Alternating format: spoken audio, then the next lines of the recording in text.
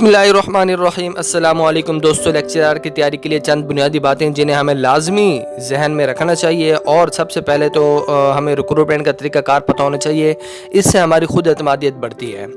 तो रिक्रूटमेंट की तरफ हम जब बात करते हैं तो पहले तहरीरी इम्तिहान होते हैं दायरे अप्लाई करने के बाद।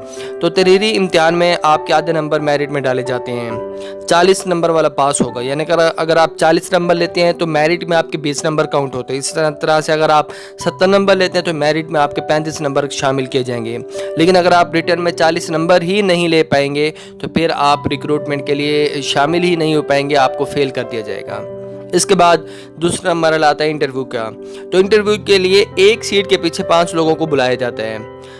100 सीट हैं तो इसका मतलब तहरीरी इम्तिहान में पहले जो 500 लोग होंगे उनको निकाल लिया जाएगा इंटरव्यू के लिए, बाकी कैंडिडेट्स को रिजेक्ट कर दिया जाएगा।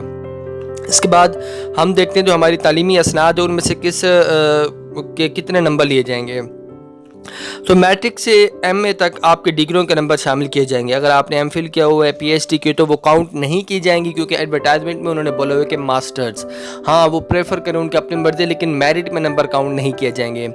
ओके जी, जो अगर हम बात करें तो एमए की डिग्रियों के नंबर शामिल किए जाएंगे और ये इनकी जो औसतन हम निकालें जो डिग्रियों के नंबर बनते हैं वो 32 से 36 नंबर बन जाते हैं। अब 500 अगर कैंडिडेट्स हैं तो उनमें से जो है कोई होंगे आपके पास 10-15 होंगे जो 40 को क्रॉस करेंगे मार्क्स लेने में, वरना एवरेज जो है 32 से 36 नंबर सबको मिल जाते होते हैं डिग्रियों के। इसके बाद इंटरव्यू के 100 नंबर होते हैं और पास करने के लिए 50 ज़रूरी है। अगर आप इंटरव्यू में 50 नंबर नहीं हासिल कर पाते तो फिर इसका मतलब आप फेल हो चुके हैं।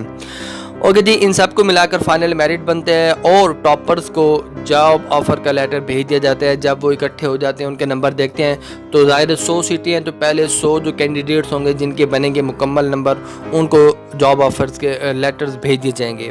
इसके बाद हम में से अक्सर लोग प्राइवेट कॉलेजेस में पढ़े हुए होते हैं। ये रिक्रूटमेंट पंजाब लेवल की होती है, तो इसलिए ये जो यूनिवर्सिटीज़ के रेगुलर स्टूडेंट्स होते हैं इनके पास ज़्यादा नॉलेज होते हैं। ये फिर बात को अच्छे से समझ भी पाते हैं, आगे कन्वे भी कर पाते हैं और ख़ास तौर पर प्रेजेंटेशंस दे देकर उनके अंदर कॉन्फिडेंस भी ज़्यादा होता है।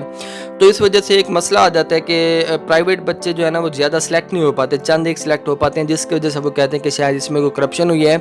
ऐसा कोई फैक्टर नहीं है। लेकिन याद रहे कि जब रिक्रूटमेंट हो रही होती है, सिलेक्शन हो रही होती है, तो वो कोई नहीं देखते कि प्राइवेट है ये बंदा या रेगुलर पढ़ा है या किस यूनिवर्सिटी का पढ़ा हुआ, इससे उनको कोई फ़र्क नहीं होता। उन्होंने सिर्फ अपना फाइनल मेरिट देखना होता है कि ये बंदा टॉप 100 में आ रहा है या नहीं आ रहा। लेकिन चूँकि हम प्राइवेट कैंडिडेट्स जो होते हैं वो ज़्यादा इस चीज़ को ग्रिप नहीं कर पाते, आगे इंटरव्यू में उनको इम्प्रेस नहीं कर पाते, उनसे अच्छे से बात नहीं कर पाते, उनको हम माइल नहीं कर पाते कि हम जो है ना क्लास को हैंडल करने के काबिल हैं। फिर बाद में हम कहते हैं कि हमारे अंदर जो है ना शायद यहाँ पर इस मामले में करप्शन हुई है। ऐसी बात नहीं है।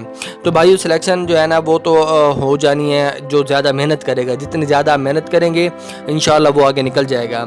लेकिन हमें जिन बातों पर ख्याल रखना है वो ये है कि हमें अल्लाह ताला से लगाव करना है, नमाज और तिलावत करते रहना है, वालिदैन की दिलो जान से खिदमत करनी है और उनकी दुआओं के बगैर ज़ाहिर कुछ मुमकिन नहीं, चाहे आप जितने भी लायक हों। खुद एतमादियत और करप्शन जैसी अफवाहों से खुद को दूर रखना है, अपने अंदर खुद एतमादियत पैदा करनी है और करप्शन पर कोई भरोसा नहीं करना। आपने सिर्फ अपनी तैयारी पर तवज्जो देनी है, अपने आप को इस काबिल बनाना है कि नॉलेज के मामले में आप 5000 में से पहले 500 बच्चों में खुद को आने के काबिल समझें। दिल जमी से तैयारी करते रहें और अपना पूरा जो है आप कॉन्सेप्ट क्लियर करें जो आपके सब्जेक्ट से रिलेटेड है। मैं आपसे फिर एक बात कह देता हूँ कि कमीशन आपकी खुद एतमादियत देखते हैं। इंटरव्यू में जवाब गलत भी हो जाए तो कोई इशू नहीं होता, लेकिन आपकी खुद एतमादियत कायम रहनी चाहिए और आप मामले को टैकल कर सकें।